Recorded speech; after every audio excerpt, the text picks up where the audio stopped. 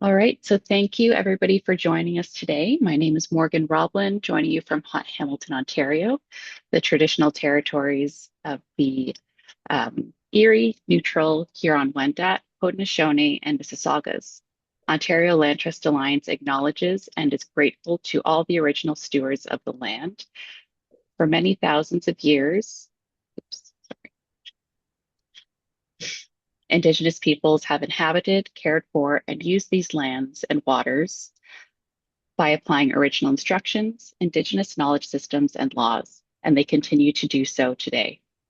ULTA also acknowledges those Indigenous peoples and other peoples who currently live, work, play, and learn on the lands around us. We are grateful to work in this community, and we remain dedicated to the continuous journey of reconciliation with all Indigenous peoples. Welcome to our webinar today on building resilient teams using the FLOW framework. I will be your host. I am the Director of Conservation Science at the Ontario Land Trust Alliance. For those of you that are not familiar with our organization, we are an alliance of land trusts focused on providing community, knowledge sharing, and support to land trusts across Ontario. We support and strengthen land conservation by providing professional training and assistance, administering funds to support land securement, promoting organizational excellence, and representing the collective voice of land trusts. I'm excited for today's session and will now introduce you to our speaker. Kimberly McKenzie is a trainer, speaker, facilitator, and consultant who works with charity executives to help them and their teams achieve transformative results without compromising themselves. With 25 years as a charity executive, Kimberly brings deep sector experience alongside a strong coaching foundation. She has been a CFRE for 17 years and is certified by the International Coaching Federation and the Coactive Training Institute. Over to you, Kimberly. Thanks so much for having me, Morgan, and thank you all for showing up over your lunch hour today. I'm glad to be here. I did receive where to start. Okay, so we're going to be talking about resilient teams. And for every single one of you that's here and or watching the recording, that's going to mean something different for you depending on where you're at. This workshop has really been 25 years in the making. It's a culmination of my experience as a executive director, director of fundraising, and 2 years of research. And what I've done is I've created this flow framework, which I'm going to walk you through. But what I want to tell you at the beginning is you're all here for a different reason. When you signed up for this webinar, you said your question. Everybody has a different question, a very specific outcome that they hope for this session. So what I've done is in the chat, I've put a link to my calendar and I welcome you to book a pro bono, thanks Ulta for making it happen, pro bono half-hour consultation where if you don't get ideas out of this framework, we can get very specific around working with your board of directors or executive director transitioning, or, there are some other very specific questions that folks are coming in with. So what I want to do in the next hour is provide you with an overview of the flow framework and some of the research that I've gathered because, and this was really motivated by um, the fact that our sector, the charitable sector, and by extension, the environmental sector especially, is breaking its people. We are a passion-driven sector where we have been raised to do more with less and to constantly fall on the sword, compromise ourselves or our families. And I know through my own lived experience and 2 years of research that we can live a life of service without breaking ourselves or our teams. So I'm going to share with you a little bit about that. Does that sound okay with everybody that we dig into that? Give me a bit of a thumbs up or some feedback. Yeah, well, Tyler's down for this. Good. Anybody else there? Allison's up for it. Happy to see that. Aileen, good, good. All my tried and true buddies there. Okay, I'm just going to dig into it because we have a lot of content and we don't have a lot of time. Um, and Morgan, are you or Aaron advancing the slides? Because we've decided to do this in a way that I think is going to make it really smooth for everybody. Someone else is going to move through the slide deck. You can go to the next slide. And Morgan, if we're out of sync at all, please do let me know. Just pop up or anybody, it's a small little group here. So just unmute yourself and say, hey, Kimberly, okay? Because I want to make sure that you're getting what you need out of this. So if you go to the next slide, I've already mentioned we can live a life of service without compromising ourselves or our families. I know that systems that take better care of our people will deliver greater impact. And anytime an organization has been encouraged to and listened to me and stopped worrying about their budget and started focusing on impact and their team, they make more money. And I also believe that our collective humanity and ability to change, and also this concept of critical hope, can make the world a little bit shinier in our own orbit. I hope that makes sense. But let's go to slide 3. The reality is, you don't need a reminder, but I think it's important for context and understanding in the event that you feel like you're all alone in the world. We all live in a state of permacrisis right now. Ever since COVID, it's one thing after the other, and it's not coming down. It's getting worse and worse and worse. Then we all have to acknowledge that as a society, we have lived through collective trauma. The World Health Organization has declared loneliness as an epidemic. And of course, the volatile political landscape in the charitable sector itself, in addition to other sectors, we're going through a human resource crisis. And the data is very clear, and I have references for all of this, but the data is very clear that social impact organizations are expected to do more with less. I'd love to know if that rings true for any of you. You can continue the thumbs up, or again, unmute yourself and be assertive and say, hey, Kimberly, wait, okay? Because webinars are kind of weird this way. But if we move on to slide 4, specifically in the charitable sector, we know that half of our fundraisers are looking for other jobs. So think about that for a second. If you were a CEO of a big company, a corporation, let's say Sleep Country Canada, I don't know why I'm thinking about beds because I'm selling my house. If you were the CEO of Sleep Country Canada and half of your workforce was looking for another job, that would matter to you. But for some reason, in our sector, that's just normal. We can't normalize that. The other piece is that 89% of the people who work for charities say they don't have the resources they need to do their jobs. And CEOs have reported that staff burnout is their number one top concern. So, within that context, there's something else that I think is really interesting. And I'm moving on to slide 5 now. Morgan, is it you, Morgan, or Aaron? Who's my partner? It's me, Morgan. Okay. All right. So the World Health Organization, because of all of this globally, this is, I think, where the hope lies and where we can start to think about doing things a little bit differently. People are craving more meaningful connection. The space for calm is at a premium. We're not making the time for calmness. We've talked about the demand for purpose-driven organizations. And what's really interesting is there's a shift to analog activities and a shift to not wanting to travel and staying at home. So I think as Land Trust, there's a significant opportunity in front of us, but I'm going to plow through all this just a little bit faster.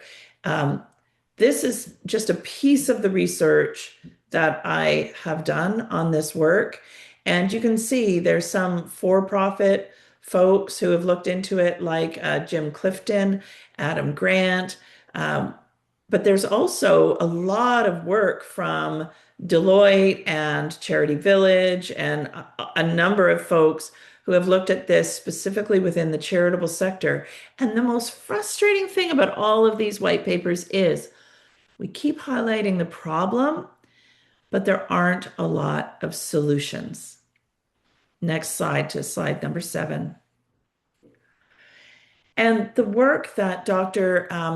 Jessica Riddell did on called Hope Circuits, a book that she wrote specifically about the education sector, but everything she wrote about in her book is applicable to the charitable sector. And this quote I just love. Scarcity culture is perpetuated with statements like, we never have enough people, we never have enough staff, we never have enough grants, we never have enough. And this inevitably, because of neuroscience, teaches our brains to think, to move from we never have enough to I am not enough.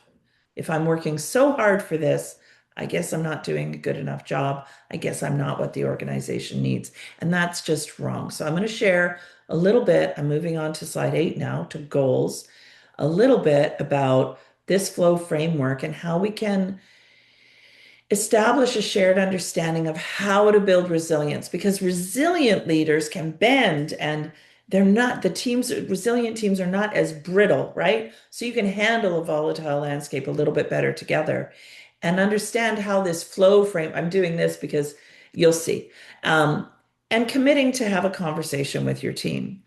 So I'm going to move right to slide 10 and point out that stress is meant to be temporary.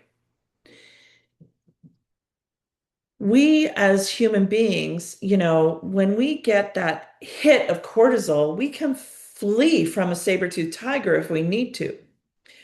Temporary stress is normal. Our bodies can do remarkable things. You hear about people being able to pick up cars.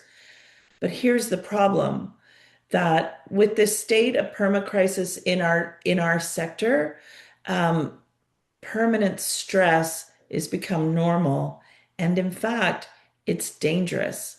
Burnout or adrenal fatigue is actually a medical condition. So we need to stop our teams before the battery gets completely depleted. And so whether you're thinking about this through the lens of your own personal well-being or through the lens of how your team's doing operationally, remember that we shouldn't be waiting until the tank is empty before we put some safeguards in place. Does that make sense? I hope that makes sense. It's like webinars are so weird because you're like talking into a void. Let's talk about resilience. I'm going to go right past the case for resilience and move right into slide number 12. It's the ability to bounce back and adapt to adversity, to come back from difficult conversations, situations, and maintain well-being in the face of stress, trauma, or major life changes. So it's not that life isn't going to get hard or that we're not going to have hard days at work. It's that we're better able to come back from it if we put some of these practices in place. I'm going to tell you now on slide 13 about the week that I lost $1 million. 2 days before that was me, we had a large capital campaign for an environmental organization. And I hadn't spent a year and a half negotiating $1 million leadership gift. We wrapped a bus. We got some school kids to put some posters up. We had our $1 million donor prepared to come and throw down the gauntlet for everybody else. And this was in 2008. I don't know if any of you were around in 2008. But that's when our market crashed in the fall of 2008. And this donor came to me and said, I'm sorry, I've just laid off 400 people. I cannot have a big splash with $1 million donation to charity when our people are suffering and out of work. That was such a big hit. But this is what resilience looked like. We came back from it. We came up with a different campaign strategy. We held our heads high, but this was probably the most stressful day that I've had in my career. So over to slide 14, resilient teams can sustain impact during uncertainty. They can protect people, culture, and campaigns. They can strengthen collaboration and innovation, and they can build long-term sustainability. So it's not just bouncing back, it's about being proactive and having leadership capacity that protects your team. So what does this flow framework look like? Let's go on to slide 15. This is the flow framework. And I made it an infinity loop because these are sort of the four key areas that I think are the secret sauce of building a resilient team or building your own inner resilience. Uh, and I'm going to go through them one at a time. But the reason I like the infinity loop is because this is not a one and done. This is an ongoing practice. And I guess January is a really good time to talk about this. If you've decided, oh, I'm going to do some of these things to take better care of myself, um, we still need to be doing these things in March, or else we're probably going to slip a little bit. So some of the advantages of this flow framework, over to slide 16, Morgan, is we build more autonomy and trust with our teams. We have stronger collaboration. Teams are more aligned and healthier around that. So you're not all trying to go in a different, it's not a dog eat dog. It's like, what can we do together and how can we help each other be successful? It's energizing and it's more inspiring. And believe it or not, when you take the time to do this, you actually end up having more time. Flow requires clarity and purpose, and organizations that create space for it have more aligned, healthier, engaged teams. And as a result of that, you have higher impact in your communities. So we no longer have to fall on our sword. I want to make time for conversation, so I'm going to skip past 17. I'm not going to speak to it, but I want you to think about, when were you in a state of flow? Think about a time and maybe write it down for yourself where work felt effortless and enjoyable, um, where time and space disappeared, where your focus sharpened. Because at the core, flow is a mental state where people are fully immersed in balancing a task or a skill with complete focus. It's when we do our best work, when all other distractions disappear. So I want you just to think for yourself about when that was. And I'm going to get into the first part of the flow framework, which is focus. I'm going to have a little sip of water. Is there anything in the chat, Morgan or Erin, that we need to pay attention to? Nothing in the chat at this point. Okay. Okay, so focus, slide 19. What does that mean? Focusing on what matters means letting purpose and values guide every decision, strategy, and conversation. Acting with intention, knowing why you're doing what you're doing. Prioritizing what genuinely supports your people and the mission, and eliminate distractions. So if we start with purpose, ground your leadership in clarity, really understand what your organization stands for and what you stand for. And we're just going to skip stones over all of this content because honestly, this work could be a half-day workshop. It could be a full day. It could be a 3-4 month engagement with your team. So these are just to give you a little bit of a taste in one short hour. Using your core values as a compass. So we know that when organizations work on their strategic plan, they articulate their core values. What they often miss is the next part of the values piece, which is, what do these values look like in action? If we value kindness and we're yelling at our staff because we're stressed out, that's an action that goes against your core value. So taking a moment to pause and go, how do my actions line up with our values as an organization and with my values as a person? Acting with intention. This is the power of the pause, which I'm going to get into a little bit later, but slowing down and asking ourselves, why am I doing this? Why am I doing this now? Avoiding autopilot and making sure you're moving into your day with clarity and purpose. And then genuinely supporting the people and the mission.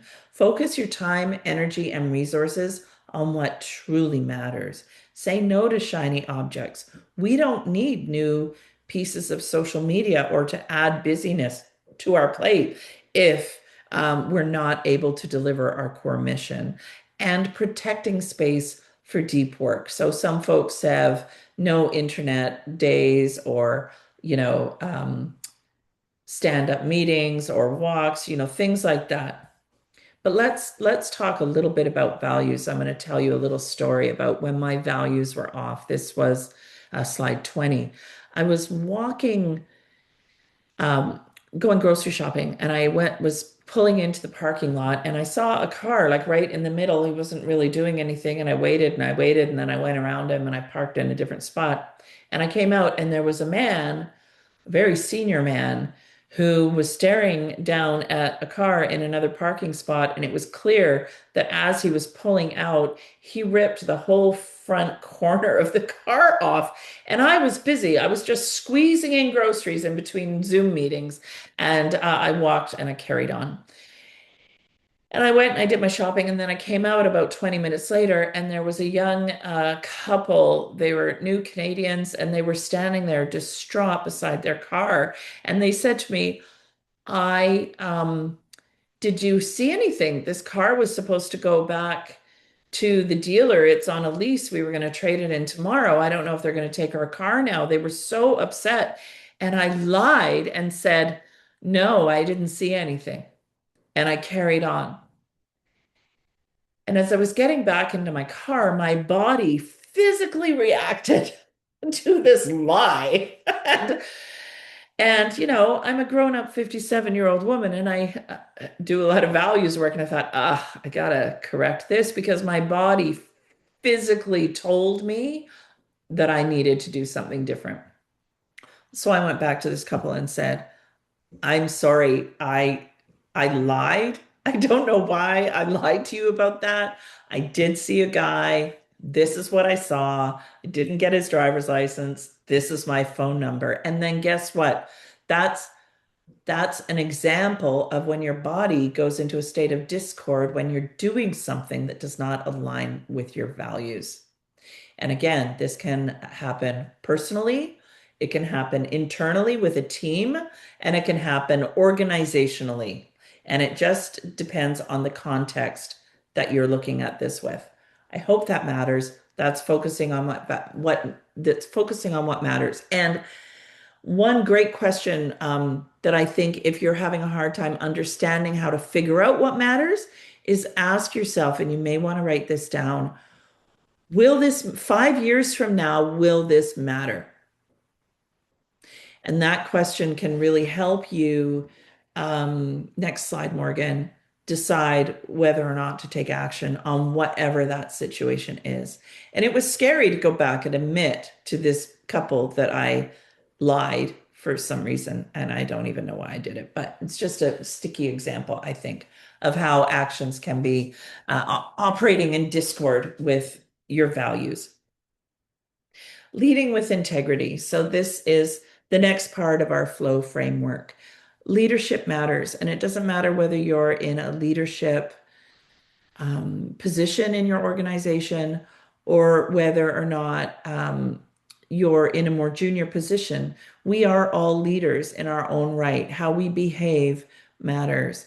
And over to the next slide, 22, I had a coaching client who came into me into a coaching relationship with me because she had a new big job and she didn't know how to be a good boss because she'd never had a good boss. And so we had been working together for about a year, and she came in one day and she said, "Oh, it's a week before our major fundraiser. We're about to raise $500,000. I have this event coordinator who I think is asleep at the wheel." And I just screamed at her and I just took all of my stress out on her. And she said, that is not the kind of leader that I want to be. So, leading with integrity is um, being able to know that you're going to have missteps every once in a while, that you are human, and to lead with humility and humanity. And of course, she had to go back and she had to talk to her whole team and take a moment to say, hey, this is my reality. This is the pressure that I'm living with. And instead of leaning on you and bringing you with us, I actually took it out on you, and I'm sorry. Apologizing when you misbehave, understanding you're not going to be perfect. We'll move to the next slide. That's just one little example, but here are a few other ideas for how we can lead with integrity. It means doing the right thing when nobody is looking. It means being the bedrock of good leadership. Without it, everything just crumbles. And when leaders show up honestly, consistently, and transparently, being human forward, it helps people feel safe enough to do the same. It's not about telling people what you do, it's about showing them through your behavior, your tone, your work ethic. Have you ever um, back when I was dating between husbands, which I did quite a lot, I'm not going to lie, uh, you could always tell when you're dating and you go out for dinner with somebody if they're a kind, gentle person by how they treat the wait staff, right? So it's your tone and the respect for others that will help set the culture within your organization. And psychological safety isn't about being nice, it's about making it safe enough for people to speak up, disagree, ask for help. Um, because we know that when people are thriving, when they feel heard, when they feel respected, when they feel like they're treating fairly, it's they're going to stay longer. They're going to be more loyal. This is not just something that happens in policies or on a poster on the wall. It's about the day-to-day interactions that you have with the people that you work with. And again, admitting that you make a mistake when you do. And finally, there's something else that, well, there's also, okay, the coaching mindset. So what do I mean by coaching mindset? What I mean by that is coaching is different than consulting. If you hire me as a consultant, I'm going to come in and tell you what I think you should do. Sometimes that's very appropriate. We need consultants when we have skills gaps in our organization or if we have extenuating circumstances and we need to bring in extra help. When you hire a coach, the coach is about helping you surface things you already know by asking open-ended questions. So when you think about leading with integrity, I want you to think about having a coaching mindset when working with your staff. Just because you're the boss or you're the head of volunteers doesn't mean you need to have all the answers all the time for your team. Yes, direction is important, but when you create space to say, hey, you're a smart person, you're an expert in this area, what do you think we should do? Convince me that that's the way forward.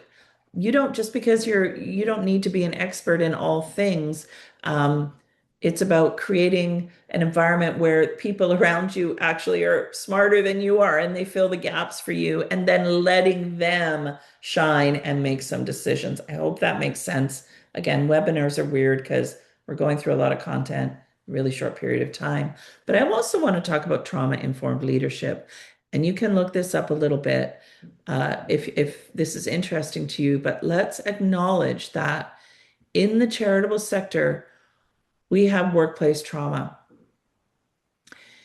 Because of the human resource crisis that we're dealing with, because of scarcity mindset, because we are all often, many of us are brittle,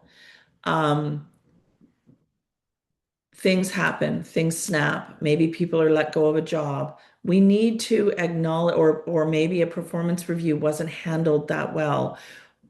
We talk about trauma-informed storytelling, we talk about generational trauma, but we need to acknowledge, I think, that people have workplace trauma and we don't talk about it because if you do talk about it, it means that you're weak in some way.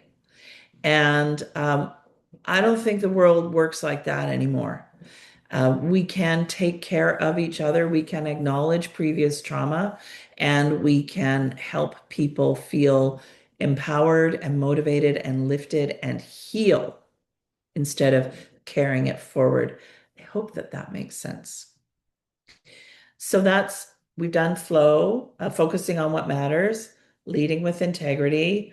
Um, I'd like you to take a moment just to write down which of those things with leading with integrity resonates with you, and maybe give yourself a little private goal. What do I think I could do better at? Okay, now we're going to move on to own. Own the culture. Now, culture, I can send it out. If you go to my LinkedIn page, I did a LinkedIn Live with Kathy Archer, and we talked about the subtle nuances of culture. And in fact, I think they wouldn't mind if I told you, I just spent 2.5 days with the Ontario Turtle Conservation Center out in Peterborough. And I have to tell you, that organization is an example of a really healthy culture. And it's taken them a really long time to get to this place. But their task now is to fiercely protect it. So, owning the culture, what does that look like? Um, I'm on slide 26 now, Morgan. Are you with me? So, Yep. understand that whether you're the leader or not, you set a tone for the organization. All of us, our energy is contagious. So people take cues on how we show up in meetings, if we're under pressure, if we're always late, if we come in flustered, just in the everyday moments. Um, you can't ask for calm, trust, or accountability if you're not modeling it yourself. So take a moment to ask yourself um, where you could maybe do better on that because you set the tone for your team. Create space where inclusion and belonging thrive. And I know there was a question about folks of color having to work within organizations and not feeling that sense of belonging. And I really encourage you to um, book some time with me. Not that I'm a DEI specialist or could maybe relate. I'm not sure if I can, but I'd love to talk to you and maybe point you into some other resources. But it does speak to the fact that when we're thinking about inclusion and belonging, we need to acknowledge that some of us carry more privilege than other folks. And I did a values workshop with Mimosa Kabir a couple of years ago where she did a great job calling me into this conversation, saying, Kimberly, hang on, you're white. You've always been in a position of power or authority. I am a brown person, much younger than you in middle management. I don't carry the same privilege, so I can't always stand up for my values the way that you can.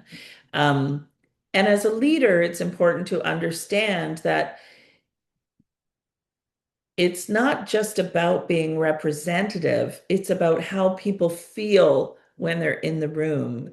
It belonging means that people don't need to hide parts of themselves to be accepted or to be successful. And I really do think that this idea of what is professional really has taken a turn. Um, because we are now looking at global trends around more authentic, human-driven leadership. So if you're putting up walls or putting on armor or suiting up to go into the office for yourself, what kind of tone does that set for your organization and for your team? Welcome feedback as opportunities for growth. right? It isn't a criticism, it's a gift, and you can't grow without it. And when we respond to feedback with curiosity instead of defensiveness, it means that we set a framework where people are going to feel comfortable coming at us with more input, and we can build stronger and more trusting teams. We're going to get into the W in a minute, but support team well-being, and we'll talk about that a little bit more. But in terms of owning the culture at work, having it a regular part of how you check in with folks and ask, how are we caring for each other? How are we caring for our people? What might need to change? And again, finally, setting more boundaries to protect energy, time, and focus, which we talked a little bit more, but that might be blackout periods, that might be giving folks a certain amount of time to respond to emails. Email culture is another whole thing. Sometimes I think if you just don't respond, you don't, it just goes away. But we are you've all been part of these email chains where every 20 people are included in the email chain, and then 20 people respond and say exactly the same thing just because they want their boss to know that they're engaged in the conversation. Um, Thinking about email culture is a way to protect energy, time, and your focus. And of course, encourage curiosity. If someone's coming in flustered and throwing off the vibe of the office, or the Zoom room, you can take time to be curious and say, hey, what's going on for you? You know, or I'm really curious about that perspective. Tell me more. Be curious about what's happening with your team, and you may find that it's a little bit disarming, and people are willing just to soften. That makes sense. So, next slide. What are the three things you can do now to foster a culture of care, compassion, and belonging for your team? And if you don't know, then maybe do an audit, or bring a facilitator in to do a anonymous survey and an anonymous audit and report back to the whole team on how things are, and start to foster some dialogue with folks. So that has to do with your team. And then the next question I have to do is, what about yourself? Um, what does grace and compassion look like for you? Because we rarely give ourselves permission to call on grace for ourselves. Morgan, feel free to, if anybody has anything in the chat, I'd love to know. Just feel free to interrupt. I'm going to go on to slide 29, work well-being. So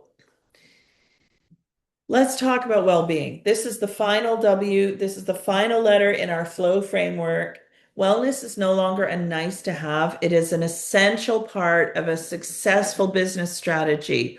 We can no longer be complicit with dysfunction and toxic workplaces.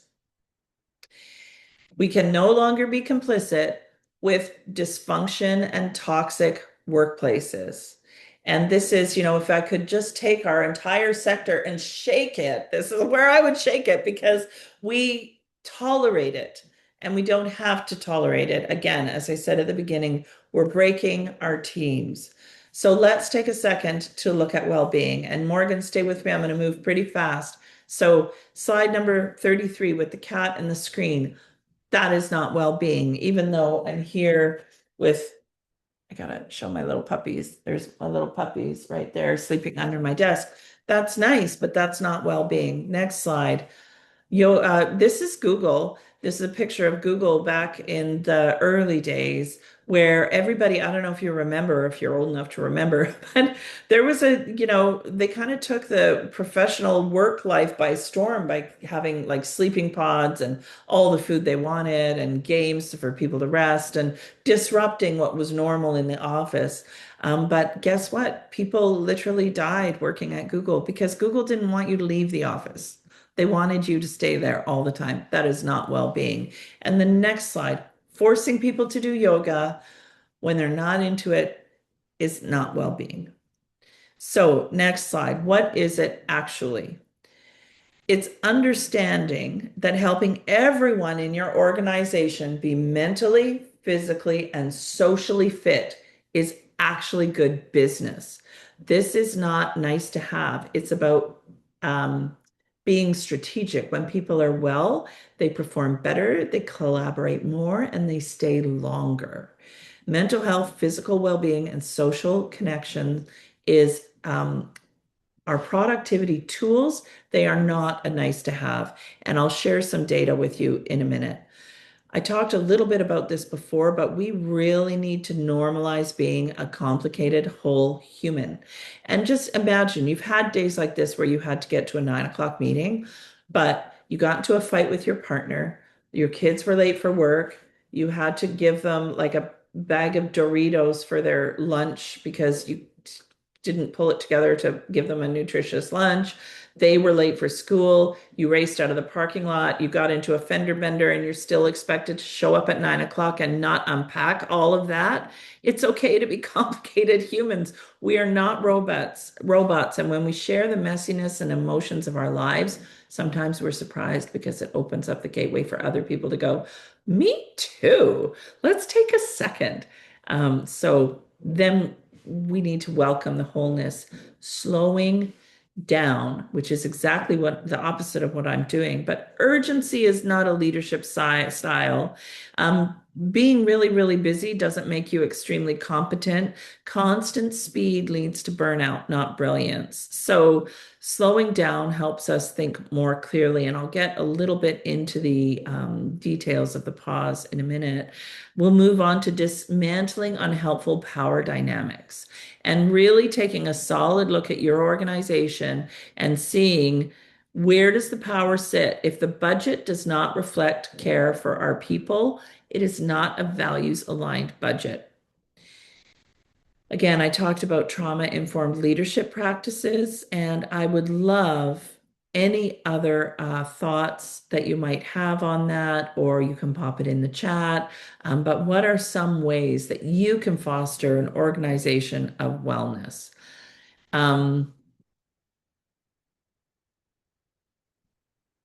Because when we do this, I'm just going ahead a little bit. Um, we align performance with people first practices. This is slide 37. We encourage sustainable workloads. We support professional growth. We make wellness part of how a team succeeds. It's not an afterthought. And again, we have the infinity loop because it is an ongoing practice. And this is, again, not a nice to have or, woo woo. I want to just highlight some data on a book called Work for Wellbeing. Now, this is Jim Clifton, and they have 100 million data points that prove that well-being matters to the bottom line. So if you need to make the case to your board or to your boss about this, here are some statistics. Take a screenshot of this slide. Because of the 5 key elements of well-being: career, social, financial, physical, and community. Career well-being has 75% of the impact in your life over all the other elements. So if you're not doing well at your job, you're not it's impacting all of these other areas of your life. So that's important because if you're not happy and healthy at home, you won't be happy and healthy at work. And if you're not happy, healthy at work, you won't be happy, healthy at home. And as we get into in a second, this has actual real health consequences and risks that go with it. The other piece that we know is when managers thrive, that's the middle layer of your organization, teams are 15% more likely to thrive. So often these perks are provided to the senior leadership in an organization, but we know if we help the gatekeepers between the delivery folks and the executives, and I know your land trusts are small and you may not have those multiple layers, but just keep in mind that those who are running the organization, if they're doing well, everybody else is 15% more likely to do well. With thriving teams, they're better able to respond to community needs because you're more resilient and you have more to give. Increasing the number of people who are clear on what is expected of them can reduce turnover by 22%.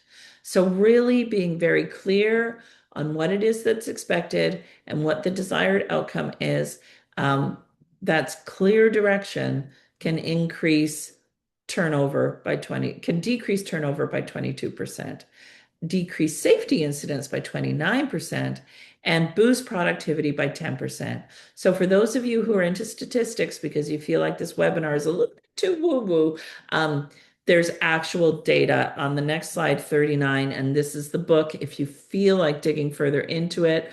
But Harder, I love this quote: combining strengths and well-being at work is potentially the most transformative treatment in the urgent pursuit of resiliency, mental health, and ultimately net thriving. So, what that means is if we're taking care of people and we're getting them to do jobs that they're naturally good at, then, that's the secret sauce. And the other piece here from Dr. Gabor Mate, and I referenced this a little bit earlier. This is a book called When the Body Says No, The Hidden Cost of Stress. If you don't know how to say no, your body will do it for you in the form of illness. And I talked about my body's physical reaction when my actions were not aligned with my values. But Dr. Gabor Mate has a lot of work because he's a psychologist and a medical physician on the impact of stress on our body. And, if you don't believe this little woo-woo webinar, then a woo-woo webinar, that's funny. Then I encourage you to dig a little bit into his work there. Okay. So of these well-being practices, I want you to take just a little second, jot down which of these are easiest to operationalize and which of them are hardest. And we'll move on to, maybe we can finish up and have time for questions or discussion. I'd love to know your experience, but just a reminder with slide 42 that this is not a one and done. This is a practice. And I actually have a client who's an executive director of social justice organization. So there's a lot going on for her. Compassion fatigue is a real thing, and trying to talk about how she's going to fuel her battery. And she likes to just muscle her way through life and the toughness of it all. And we had a coaching call a couple of weeks ago, and where I encouraged her to stop, to pause, to reflect, to walk her dog maybe an extra couple of blocks a day, and to breathe. And I followed up with her and said, how's all that doing? Because her blood pressure was spiking. She was at a health risk because her blood pressure was so high. She said, well, I went to the doctor and my blood pressure has gone down. And I'm like, oh, really? That's interesting. Why do you think that is? She's like, well, Kimberly, of course I know why that is. It's because I did my homework. I'm doing all those things you told me to do that I never made a priority. But we talk about them because they work. And back to slide 42 there, Morgan. Bayo Akomolafe, he's a wonderful executive director and chief curator for something called the Emergence Network. I encourage you to look him up because his essays are so powerful. And I just love this quote because now is the time to retreat into the real work of reclamation, to remember, which means to put back together again our humanity through the intimacy of our relationships. The time is urgent. We must slow down.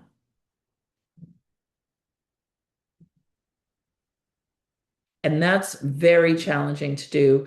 I'm going to skip to slide deck 45, Morgan, the power of the pause. And there's an interesting thing that happens. This is a picture of my granddaughter. She had a rock and she was standing in front of a lake. And she really wanted to throw that rock.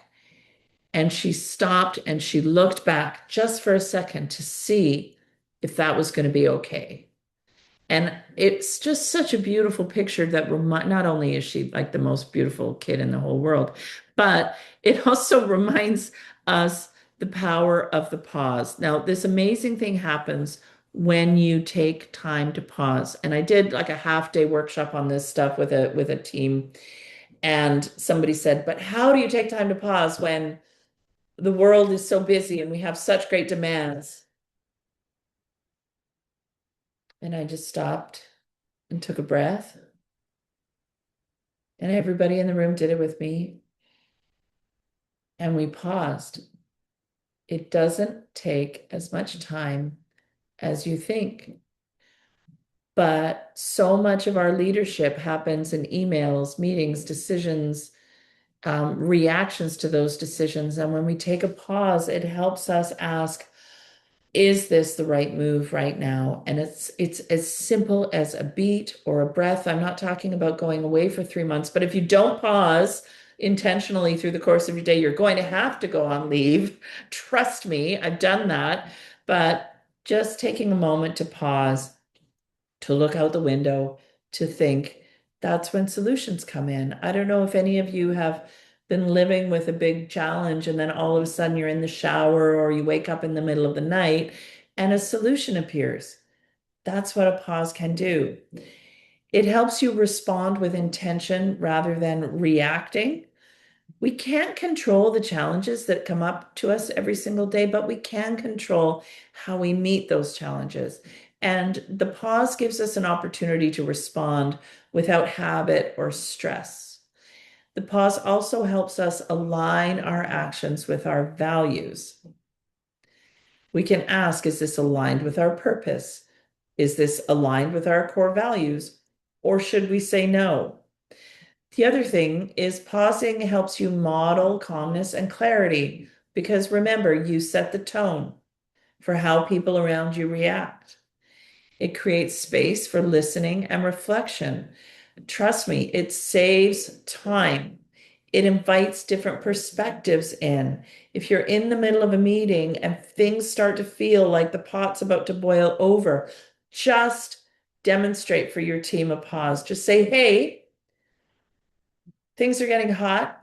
I want to take a second. Let's just sit and breathe for a second. And then you can get back into it. It builds trust through intentional practice and it leads from wisdom, not urgency.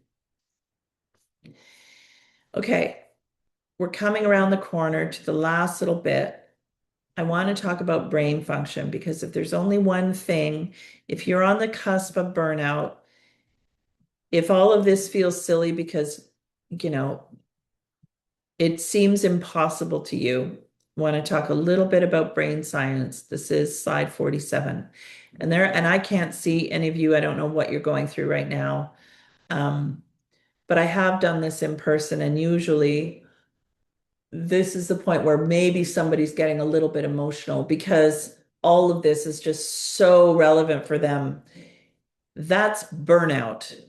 If you're there feeling emotional or maybe crying with your camera off, that's because you're burnt out and there needs to be a serious correction to your day to day. And again, I'm happy for you to book that pro bono half-hour session with me. I'd be very happy to chat with you more about what's going on for you.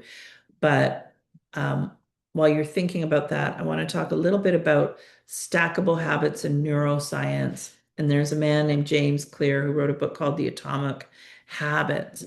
But understanding brain science, that your brain is plastic and what goes in is what comes out. And so we tend to get caught up in the psychological term for it is automatic negative thoughts. But if we create habits that reform our neural pathways and we act with intention around changing the patterns, changing that loop in our brain, we can retrain our brain. So at first it might seem silly, but you know, if we have that, we're not good enough, we never have enough, you know, replacing that with you are naturally creative, resourceful, and whole. You've got this. You know what you're doing. You're smart enough. You are enough. Um, Being intentional around giving our brain that input every day, it will start to form a habit in our brain. Repetition strengthens those neural circuits in your brain. And then once you start one small habit, maybe you're eating breakfast or having a protein smoothie for breakfast, and that's one tiny thing. But then maybe you're going to go for a walk before you go to work while you're having your smoothie, and then you can make tiny little adjustments to improving your own well-being. Then one new habit attaches to an already existing neural pathway. This is brain science. Brains love efficiency and predictability. And also, you can trigger you can have body hacks, but go to the next slide with dopamine, oxytocin, serotonin, and endorphins. Now, we're talking to a land trust community today. So, chances are you folks love being outside. But not everybody loves being outside. So telling everybody, oh, well, go for a walk out in nature, even though we know that that's going to trigger dopamine, oxytocin, serotonin, and endorphins, that isn't going to work for everybody. For some people, it might be having a small piece of chocolate, these small little pleasures. But these are hormones that exist in our body. We can intentionally hack them. They intentionally make us feel good. So, what are some of those other hacks instead of going for a walk? You can, instead of saying, I have to, you can say, I get to. Now, this is a tiny little practical tool, but just think about I was in a piano lesson, taking piano, and I hadn't practiced. And I said to my piano teacher, I know I should practice. I said, I know I have to practice more. And she stopped me and she said, Kimberly, you don't have to do anything. You get to play piano every day if you want. And that was a huge shift for me. And yes, I've always wanted to play piano. And now I get to play piano. I get to go grocery shopping. I get to do the dishes. I get to go to work. Changing I have to I get to shifts you from scarcity to abundance. It's a brain hack. Um, Getting creative, experiencing the arts, playing piano, even doing coloring. It changes the inputs in your brain. Moving your body, turning on music, going for that walk, that changes the body chemistry. Being intentional about gratitude. Now, I know that people on the cusp of burnout, and I was there when someone told me to do a gratitude journal. I wanted to know, I'm not kidding, punch them in the face. But guess what? When there's nothing to be grateful for, waking up and saying, I'm grateful, I'm breathing, eventually becomes, I'm grateful, I'm breathing, and I have a home to live in. I'm grateful, I'm breathing, I have a home to live in, my kids are healthy. I'm grateful, I'm breathing, I have a home to live in, my kids are healthy, and I have a dog. These attitudes of gratitude, they build up on each other. Giving someone else a compliment takes the focus from you and puts it on them. Looking at somebody that you work with and saying, hey, I really love the way that you helped so and so do what's it, or something like that. Shift the focus from yourself to them. Avoid gossip or drama. ANT is an acronym I recently learned when I was thinking about whether or not I wanted to work with somebody, and somebody asked me, are they absent of negative tendencies?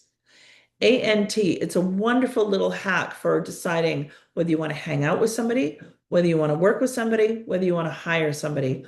Are they absent of negative tendencies? Because the world is a hard place to be in right now. We don't need to invite that into ourselves. Turning off social media and getting physical touch. Hug someone, hug yourself, touch yourself. Um, I hope that doesn't seem too woo-woo, but if you are stuck in a cycle or your team is stuck in a cycle, these are some ways that you can actually use your body's own chemistry to hack some of those positive hormones, and it'll help you feel a little bit better, and it'll help you recharge your batteries just a little bit. And I want to just remind you that all of these things are just tools. So take what works for you and leave the rest behind. And if you will go on to the taking action, I want you to maybe take a moment to write down 3 actions that you will take away from this really short and fast little webinar, to build your own resilience and protect yourself from burnout. And or what are some ideas or things that you might be able to take to your team? And that's our little webinar. If you move down to slide 53 and you leave it there for one short second, you'll see there's a QR code. I'd love your feedback. I'd love to know what you'd like to build out. We did sort of a half-day workshop in 1 hour here, so we could do a deep dive on all aspects of all of these things. And please remember, that I'm happy to chat with you one-on-one. If we just didn't touch your personal situation, if you move down to the last slide, Morgan, and slide 56, go to the next one. Go to the next one. Go to the next one. I'm just looking at the chat now. So these are just some ways that you can work with me through one-on-one coaching, team development and facilitation. We can do an audit of the culture and talk about ways to maybe have some incremental positive changes to help your team be more resilient, strategic planning, working with the board, and as an in-house coach for your team. And I'm happy to take any questions from anybody. I'm just kind of going through the chat here to see if any of you have any questions. I'd be happy to chat. Thank you so much, Kimberly. This was amazing and yeah, super helpful to go through. And I know you flew through a lot of content there. And um, I think we'll have to have another session with you to maybe dive a Sure. bit deeper in some of these Oh, areas because, we could dig yeah, it. I do want to, Morgan, I do want to mention something that isn't in here that somebody put in the chat. Aileen said differences in generational work practices, and it's so true that we are at this really interesting moment in time where we have 5 generations potentially working together. And I think that just understanding the difference of expectations around all of those different generations and how they talk to each other. And I think I have, Aileen, I think I have in a presentation somewhere a nice little grid. I would have to dig that up, but I'll dig that up because it's like this is what's said. This is how different generations interpret it. This is how they action it. And just even understanding that and naming that in a workplace and being open to that understanding can help teams move forward with a conversation. Sorry, Morgan. Okay, that's it from me. Thank you all. okay. Yeah, thank you again, Kimberly. And I guess just as we're wrapping up, I'm going to put a couple of links in the chat.